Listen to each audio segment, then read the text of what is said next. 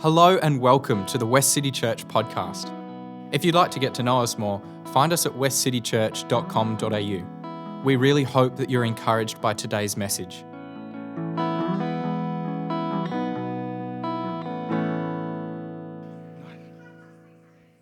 There's Brian's posted something this week, and I think it was kind of good timing, but I'm just going to read it to you. History often unfolds in ways that are as awful as they are inexorable.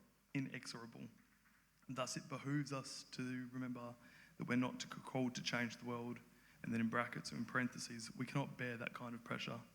Our task is more modest, to simply be part of the world that already changed by Christ. This is enough. A triumphalist change the world battle cry leads to outrageous hubris and the corrupting pursuit of political power. I've watched this happen with dismay and sadness. To humbly walk the world as the pardon of God is task enough. For those that this is your first week at Westcity, try another week. No, welcome. But we've had a death in our community. Sam's died. And a number of us attended his funeral this week, and it was hard. It was really, really hard, and it was very sad. And I've been kind of confronted with how do we talk about a God that defeats death, and then encounter death, seemingly undefeated, a death that seems that death reigns supreme over whatever conquering happened 2,000 years ago. And sometimes it feels that assertion is hypocritical. It doesn't feel faithful to the person to be able to say that death has been conquered when death does not feel conquered. So trying to walk and trying to put these things together and understand how can I be faithful? How does the theology check out with what's happening in our lives? Those things seem so incongruent. But when we look at the Gospels, before the death, we have the table. At the death, or after the death, we have the table. And then importantly, after resurrection, we have the table. And one of the wonderful things about our community, and not just our community in the church, not just our community that listens to the podcast, but our community for 2,000 years, has been that we have not had to see resurrection, but we have believed in resurrection for long, long, long. It is who we are. It is absolutely a part of us to believe in resurrection, and that resurrection and the belief in resurrection is sustained by the table. So right now, I can't stand up and say to you that we see death conquered in the way that we wish to see it, but I can say to you that one of the fantastic things is we're able to continue to meet at the table, and that one day we will continue to meet at the table before death and after death and before death and after death. And I look forward to one day meeting you guys at the table after resurrection. Good morning, church. My name's Kathleen, for those who I don't know yet. But I just want to start by saying what a privilege it is to be able to share with you as a church. It really struck me this morning how dear this community is to me. I think the loss of Sam makes a lot of us feel really to cling harder to community. And so I feel really, I really love this place. I love the people here. I also am really grateful that I get to preach every few months or so, because it drives me to meditate on the scripture. And for the last few weeks, I've been given the topic of salt and light. We are coming into a time every year in our church. We spend the few weeks after Easter meditating as a community on the Sermon on the Mount, because it's such a pivotal piece of Jesus' teaching for us. It's only 3 chapters long. It's Matthew 5-7. But these words have shaped and changed the world. They've changed Western culture. They've impacted the whole world in a way that it was not possible to think of 2,000 years ago. And so we spend this time meditating on the Sermon on the Mount so that it will shape us as a community, as we meet together as individuals and corporately, and we really want to absorb it into ourselves. And for the last few weeks, I've been finding that even as I go to bed, I'm thinking about what I'm going to say in this sermon. And I've been thinking deeply on these words, and I've just gained so much from them. I've been a Christian for 50 years now. I've been attending church services, and I've heard a lot of sermons about salt and light. Put your hand up here if you've heard these words before. You are the salt of the earth. You are the light of the world. I think they're so famous. Even people who've never read the Bible have probably heard those. Keep your hand up if you understand exactly what it's talking about. Because it's kind of, yeah, it's there. There's some surface stuff that I think is pretty easy to get out of it.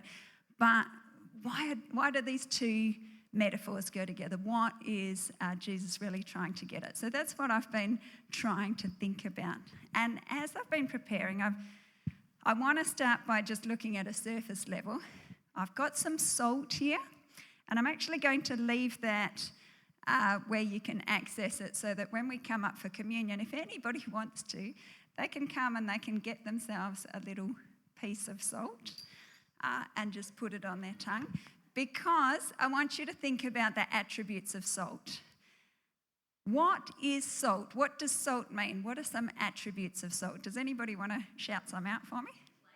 Flavour. I mean, can you imagine hot chips without salt? It would just be disgusting. Like, salt is so important. Salt for thousands of years in every culture. I think salt it's actually quite good for us too, to have a bit of salt in our diet, and it brings out the flavour.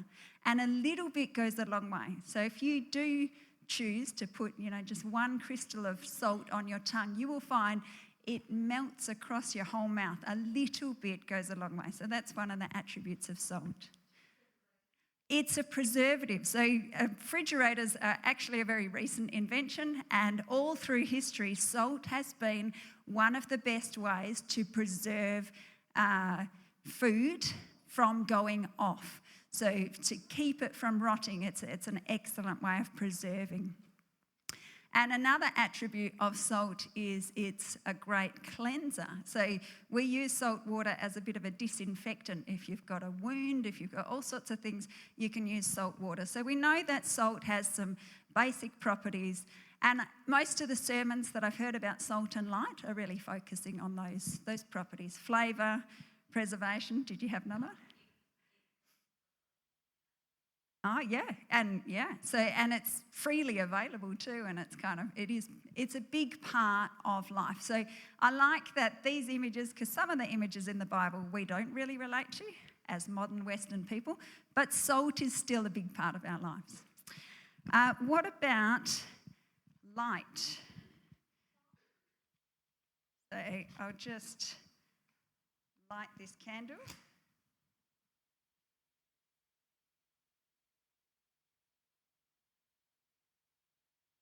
There's always that moment where you hope that it catches. There we go.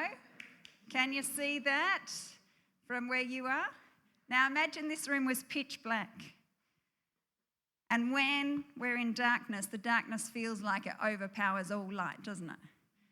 But if I lit this candle and this room was pitch black, from everywhere in this room, you'd be able to see this light, wouldn't you?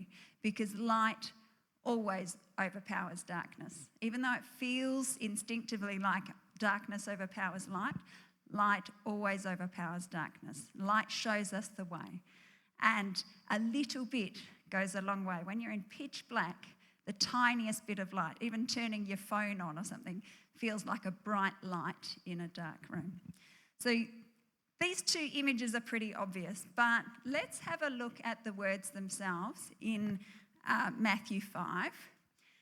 You are the salt of the earth, but if salt loses its saltiness, how can it be made salty again?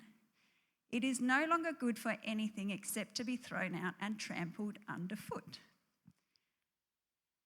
The first bit makes sense, but the rest of it kind of doesn't. If you know anything about salt, salt is actually very stable. It doesn't lose its saltiness. So what is Jesus going on about here? Salt isn't something that loses its saltiness. Also, I've heard a lot of preachers try and explain this concept of that there was some ancient practice of throwing out salt and trampling underfoot, but it actually doesn't hold up. There wasn't, as far as we know, there's nobody who goes, oh, this salt is no longer salty. Oh, now it's going to be good to be thrown out and trampled underfoot. What does that even mean? So if we're just looking at a surface level of this reading, it's a bit obscure. It seems like a riddle, doesn't it?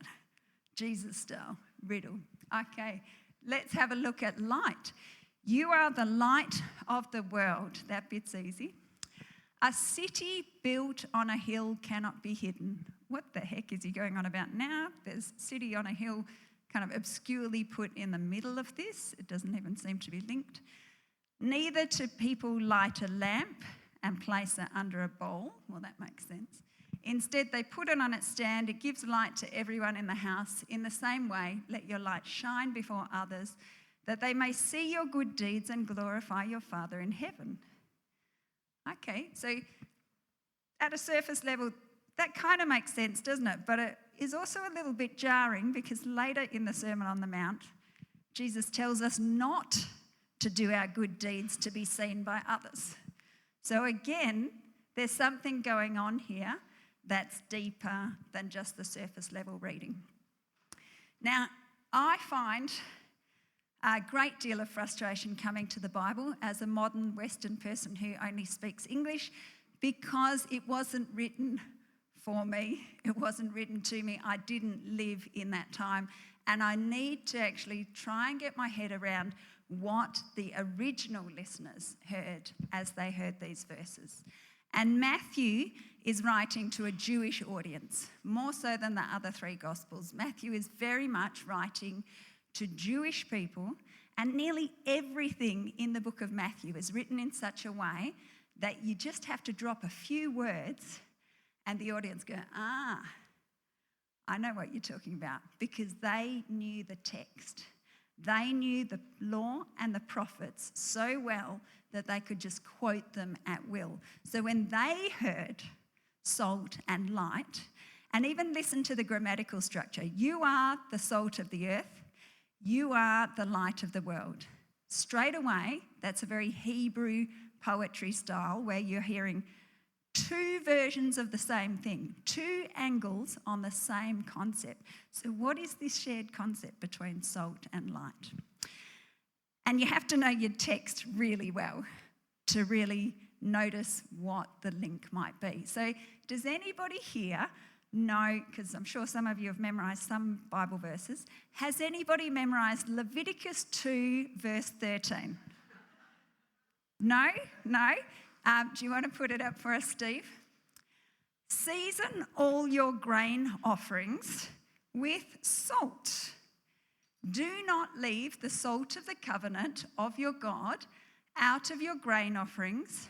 Add salt to all of your offerings. The people in Jesus' time, they recognised salt as a key ingredient of worship. 3 times a year, these people were instructed to leave from wherever they lived, to travel to Jerusalem and bring offerings to God. And all of the offerings had to include salt. So when they heard salt and they heard the word covenant, they knew there was a link. And this is not the only verse in Scripture where it says the salt of the covenant.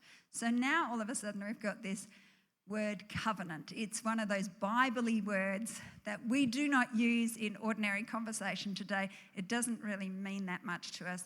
Is there a link between light and covenant?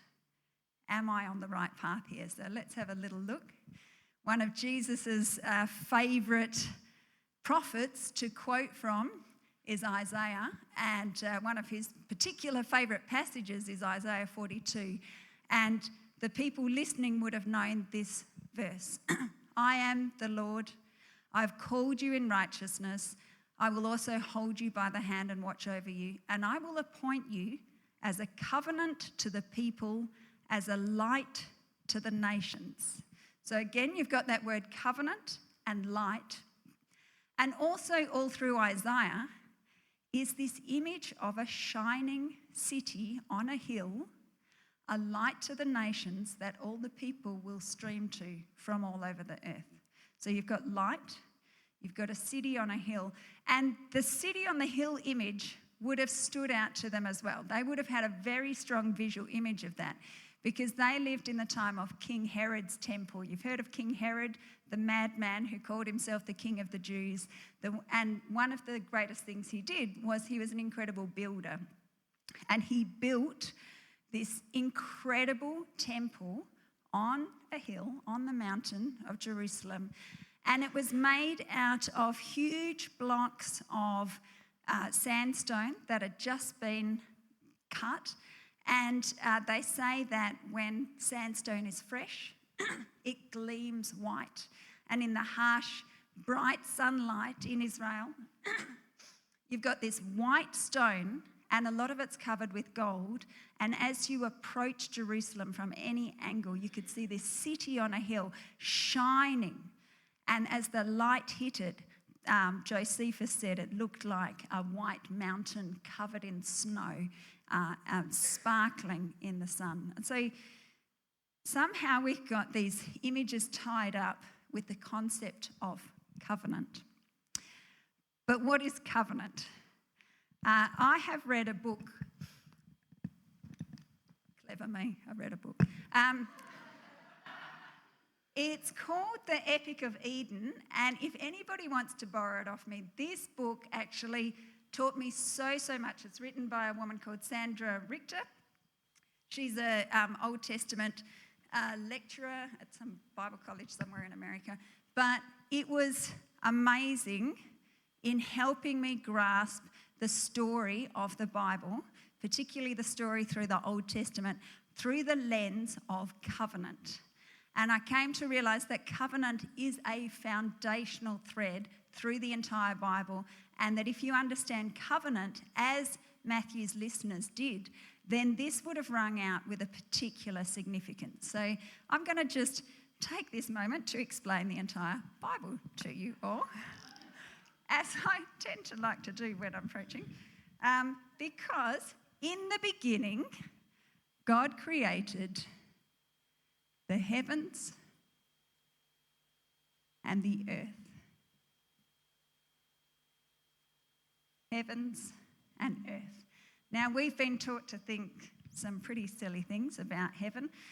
We've been taught to think heaven is separate from earth, and that heaven is a place that you go when you die that's far away from earth. But that is not a biblical concept. Never in the Bible is heaven spoken of as a place you go separate from earth when you die. It's always spoken of as a place that comes to earth, which is why we sang a song just now, "You Brought Heaven Down." Because in the beginning, God created a space where heaven and earth overlap. And the images we have from the very beginning is heaven is God's space. Heaven is where God rules as king, and he's a good king, not like the bad kings we might imagine. He's a good king. And earth is our space. But from the very beginning, he wanted heaven on earth. He wanted a place where we could dwell with him. He could dwell in our midst, and he would rule, and we would partner with him in achieving heaven on earth. And we would be his image bearers and his co-rulers. And the marks of heaven in this very early, in the first 2 pages of the Bible, are of blessing and abundance, and of right relationships. So humans were placed in the garden, side by side, male and female, fully equal, and they were in right relationship with God, with each other, and with creation. And that's the beautiful image of heaven that we get at the very beginning. But the humans listened to the voice of the snake, as we always do, and ended up not trusting God as good, not trusting God as king and as protector and provider. And we ended up in earth, in our space. And it quickly led to brother hating brother. And it led to murder, abuse, turning to other gods, and trying as communities to create power structures where you could reach the top by stepping on the backs of others. And that is earth. That is the space that we still inhabit today. That is our day-to-day life, and it frustrates us and pains us because in our hearts we long for heaven. And so God's rescue plan involved covenant. And in the Old Testament, there are 3 blokes that I want to talk about, because these 3 men are the ones that you think of when you think of covenant. So we've got Abraham, the great father. We've got Moses, the great prophet. And we've got David, the great king. So I want to talk about the covenants that God made with these 3, because what I learnt from this book is covenant forms the basis, it forms the framework for all the theology of the Old Testament, and then everything in the New Testament is based on that theology. And if we don't have a grasp of that, it's a lot harder to understand what Jesus is talking about. So God made a covenant with each one. What's a covenant? A covenant is a legal contract between 2 parties, and the covenants of the Old Testament were based on the legal covenant language of their time. We have documents from those ancient times, from Babylon, and that resemble very closely the way covenants are spoken of, the symbols to do with covenants in the Old Testament. Salt is often part of ancient Near Eastern covenants. Eating a meal together with salt was part of this covenant contract. And usually the contract is between a greater party and a lesser party. So you can think of it as a king and their subjects. And the covenant would be such that it would outline the responsibilities and obligations that the subjects had to the king, and the responsibilities that the king had to his subjects to be protector and provider. And it would usually come with a set of blessings. If you obey what I say, you're going to get all these wonderful things. But if you don't, and then there'd usually be a massive part of the covenant, which would be all the curses that would happen to you, and they'd be really terrible, because in a power structure, the greater person is usually going to take advantage of the lesser. But the covenants of the Bible don't look like that. So the first covenant that God made was to a man who had no family. And he said to that man, "Follow me, and I will give you a family, I will give you a home, and I will give you blessing." Blessing. But the blessing is not just for you, it is for all the nations. And he took him out and looked at the night sky, and this man who had no children, he told him, "You will be the father of many nations, and your offspring will be as many as the stars in the sky, as many as the sands on the sea. And through your offspring, I will bring blessing to all the nations. And all you have to do is trust me and raise your family to trust me." So, and the way that God actually brokered that covenant is really quite outstanding. If you want to get into really nerdy details, it's fascinating, because God enacted the covenant and put Abraham to sleep, and only God signed off on the covenant. It's like it's nearly unconditional. He takes all the brunt of it. That was never done in ancient times. The onus was always on the weaker party, but God, the stronger party, he binds himself to people to partner with them. Then the next great covenant is with Moses. And Moses brings the people out of Egypt and takes them to Mount Sinai. And we think of Moses, we think of the stone tablets. And we think there were 10 commandments on them. Well, guess what? There was a heck of a lot more than 10. Those were just the first 10 of 613 commandments. And they were a whole set of laws, so it actually felt very legalistic. And the 2 stone tablets is very important in covenant language, because in a covenant, you write out the covenant for the lesser party and you make an identical copy for the greater party, and each party has their copy of the terms and agreements of that covenant. And you'd think that 613 laws makes it sound like God is a nasty, legalistic, demanding creature, but actually the basics of that, of those 613 laws were love God, love others. And so you've got a whole heap of instructions about love God, but they are worship systems designed to create what they called a tabernacle, a tent, a place of meeting, a tent of meeting in the centre of the community, and ways to approach that, because he wanted them to have that image that heaven is very close. Heaven is very close, but you do need one person to come on behalf of the many to draw near, and you do have to prepare yourself and make yourself clean. So there were those commandments about the love God, and then there are the love others, and they're things like feed the hungry, clothe the naked, fight for justice, end oppression. And so we've got this covenant, and this is the covenant that's conditional. This is the covenant with the blessings and the curses, because God made it very clear. If you see me as king, if you look to me as protector and provider, then you pretty much can't go wrong. If you stuff up, that's okay. We've got systems to take care of that. But you have to keep trusting in me. And as long as you trust in me, I will be your protector and provider. There will be blessing upon you and your offspring. But if you stop trusting in me and don't look to me as protector and provider, I will withdraw that. And you will be at risk from the nations. And you will be scattered and trampled underfoot by the people. Do you hear that image of the salt? And then there was David, the last great covenant with the great king. And David said to God, I want to make you a house for your name. I want to build a permanent temple where your dwelling can be amongst the people. And God goes, no. I'm going to make a house for your name, David.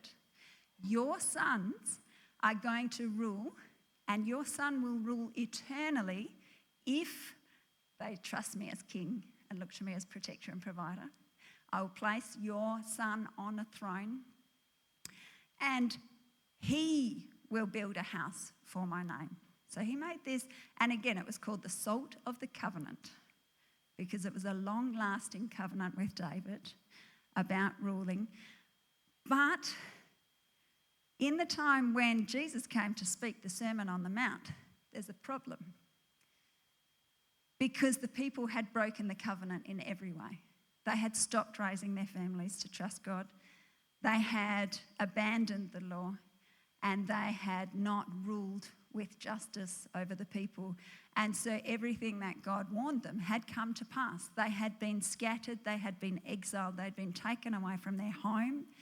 They had been scattered throughout the earth and trampled on by the nations. And when Jesus came, he came in a particular time when a remnant of the people had returned to Israel, but they were longing for the blessing. They were longing for that right relationship. They were longing for the one who was going to come, that the prophets had spoken of, who would be the Son of David, who would rule them. And so when Jesus does the Sermon on the Mount, they are full of expectation. And they know that the prophets have promised that one day there would be a new covenant, that the old covenants would pass away and there would be a new covenant. And so Jesus begins this amazing teaching, the Sermon on the Mount, with the blessings. You've heard them, the Beatitudes. They kind of make no sense at all. Blessed are the poor, the grieving, the unimportant, the hungry and the thirsty. Why is he blessing people who are suffering? Because in this kingdom, the vulnerable are placed first. They are blessed. They are important. And then he blesses the merciful, the pure in heart, the peacemakers, the persecuted. Why would he bless people who are laying down their power structures and practicing kindness? Because that's the sort of kingdom this is. So he reinstates the blessings. And then the body of the sermon is about reinstating the law, but not the law in a legalistic sense, which is what the people were desperately trying to follow. Not the do not murder your brother. No way. Jesus was saying, no, that is not particularly hard to achieve. Well done. But I want to ramp that up. I want to deal with your hearts.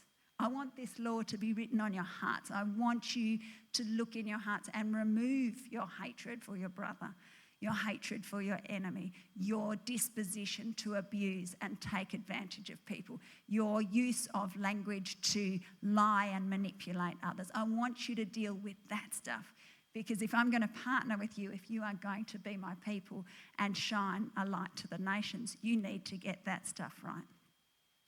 And then the kingdom, the whole Sermon on the Mount is the kingship manifesto of Jesus. From the very opening lines, blessed are the poor in spirit, for theirs is the kingdom of heaven. Again and again, 8 times during the sermon and before the sermon, after the sermon, Jesus keeps using these words. The kingdom of heaven is near, because we have to submit to kingship if we want to be part of this. And all through the sermon, it's shown us there is a choice. You can be salty or you can lose your saltiness. You get to choose. And if it has lost its saltiness, how can it be made salty again? I feel like that's a riddle Jesus has in there. How can it be made salty again? With a new covenant, with a new heart. You can come back. You can choose.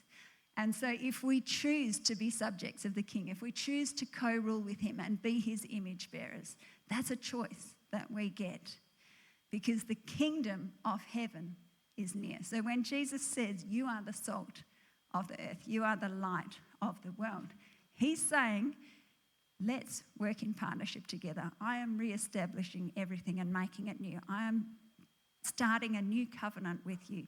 And if you carry this forward as individuals and communities, if you live in such a way, you bring pockets of heaven into the world where you are. And a little goes a long way. So if you feel daunted by, I can't change the world, you're not required to. You're just required to be a little bit of salt, a little bit of light, because a little goes a long way with these things. And you add it all together in community. And I think the changes that have happened in our world in the last 2,000 years have been because of faithful people who have been the salt and the light, who have abolished slavery, who have established healthcare and the systems that have really radically changed our world.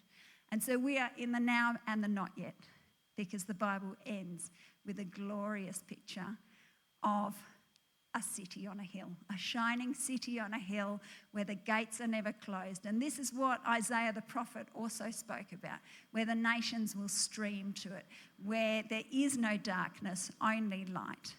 And God's throne emanates all that light for us. And we get to be the city on the hill. We get to be the light of the world. We get to be the salt of the earth. I've gained so much from thinking about these images. So, I hope that makes sense to you guys. I'm going to ask the musicians to come back, because what we're going to participate in now is a beautiful symbol of the new covenant. When Jesus died, the night before he died, he actually held up that cup and he said, "This is the new covenant." And they knew what he was talking about. And so I think it's helpful for us to really stop and think about the ways in which he is the new covenant and he has made us. How good was that message? Thank you so much for joining us. Each week at West City, we say a benediction together. We do this because we believe that the purpose of the church is to be a caring community for the world, and that as we go and serve others, we enter into Christ's work of welcome, restoration and healing, both for us and others. We believe that in doing so, we get to see and encounter Christ. So let's say the benediction together. We come together as the church to be reminded of the go of Christ. So we will go out and feed the hungry, go out and clothe the naked, go out and fight for justice, go out and end oppression, go out and proclaim anew the old story, go out and associate with those who don't look like us, think like us, act like us, and don't even like us. And we'll do it all in the name of the one who sent us. His name is Jesus.